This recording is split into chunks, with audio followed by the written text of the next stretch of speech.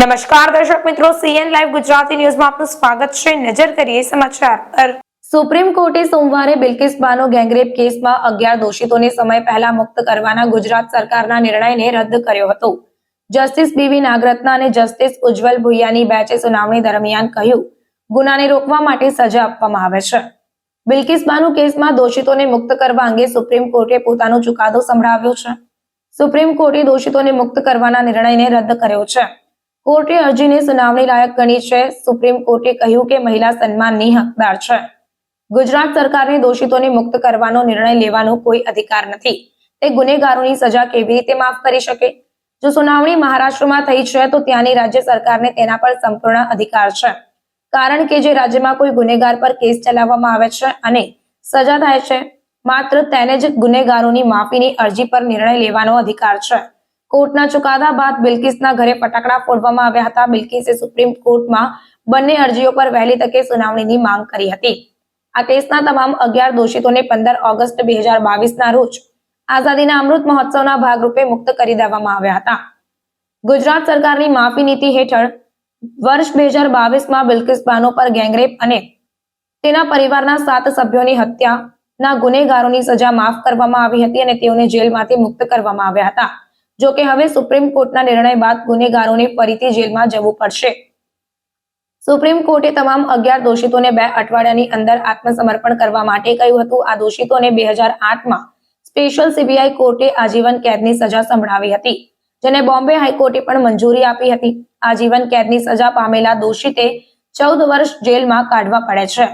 તે પછી ગુનાની પ્રકૃતિ, જેલમાં તેનું વર્તન અને અન્ય બાબતોને ધ્યાનમાં લેતા સજામાં ઘટાડો અથવા મુક્તિ પર વિચાર કરી શકાય છે। બિલ્કિસ બાનો ગેંગરેપના દોષિતે 15 વર્ષ જેલમાં વિતાવ્યા છે, જે બાદ ગુનેગારોએ સજામાં રાહત આપવા વિનંતી કરી હતી, જેના પર ગુજરાત સરકારે તેની માફી નીતિ હેઠળ આ 11 દોષિતોને જેલમાંથી મુક્ત કર્યા હતા। रूल ऑफ लॉ सबसे ज्यादा सुप्रीम रहेगा इस देश में। रूल ऑफ लॉ को एक बार फिर अपहोल्ड किया गया है और अदालत ने कहा है रूल ऑफ लॉ सबके लिए सेम है, चाहे आप कोई भी हो, वो आप सब पर बराबर अप्लाई करेगा।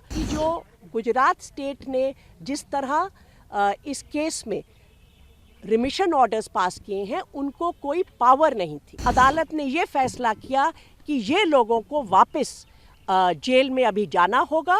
बहुत ही आज का जो जजमेंट है जस्टिस नागरत्ना और जस्टिस भुइया का सुप्रीम कोर्ट से रिमिशन मैटर पे, जो बिल्किस बानो वाले केस में लोगों को रिहा कर दिया गया था स्टेट ऑफ गुजरात द्वारा, तो उसमें जो जजमेंट है वो कहता है कि रूल ऑफ लॉ सबसे ज़्यादा सुप्रीम रहेगा इस देश में।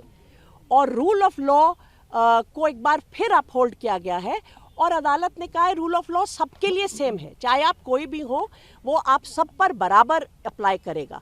मैं तो ये कहूँगी कि इससे एक भरोसा जो हम सब देशवासियों का है रूल ऑफ लॉ पर, उसका एक बार फिर हमारा भरोसा इस पर वापस आता है कि हाँ, रूल ऑफ लॉ अदालत हमेशा अपहोल्ड करेगी, चाहे सामने कोई भी खड़ा हो।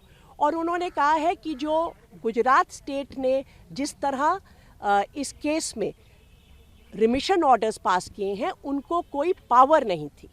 जो पावर है वो अप्रोप्रिएट गवर्नमेंट इस केस में महाराष्ट्र है, क्योंकि ये पर्टिकुलर केस जो 2002 में जो हिंसा हुई थी गुजरात में, उससे ये पूरी इंसिडेंट निकलता है, जिसमें इस पर्टिकुलर इंसिडेंट में 14 से ज़्यादा लोगों की हत्या हुई थी और जो ये अक्यूज्ड हैं उनको उसमें कन्विक्ट किया गया था और 3 औरतों के साथ गैंगरेप, उसमें बच्चों की भी हत्या हुई थी।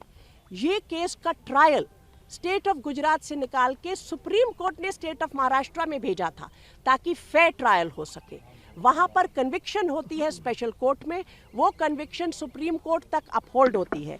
उसके बाद ये रिमिशन जो स्टेट ऑफ गुजरात देता है, ना तो कोड ऑफ क्रिमिनल प्रोसीजर में उनको इसकी का अधिकार है, ना सुप्रीम कोर्ट की जो कॉन्स्टिट्यूशन बेंच की जजमेंट्स है वो इसका अधिकार देती हैं।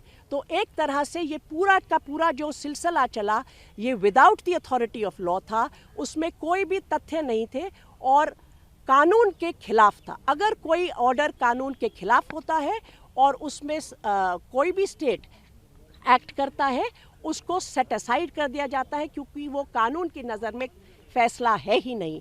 उसको सेट असाइड करते हुए कोर्ट ने इस बात पर बहुत ध्यान दिया कि भाई ये लोगों को लिबर्टी मिल चुकी है, पर्सनल लिबर्टी और रूल ऑफ लॉ का क्या रिश्ता होगा, उसमें क्या इनकी लिबर्टी वापस ली जाए, वो सारी बातों पर बहुत गौर करने के बाद अदालत ने ये फैसला किया कि ये लोगों को वापस जेल में अभी जाना होगा, ताकि रूल ऑफ लॉ का पर जो इस देश टिका हुआ है, कोई भी हो उसमें लॉ सबके ऊपर बराबर चलेगा। और उन्होंने ये भी आश्चर्य प्रकट किया कि गुजरात स्टेट ने इस तरह क्यों इस मामले में एक्ट किया।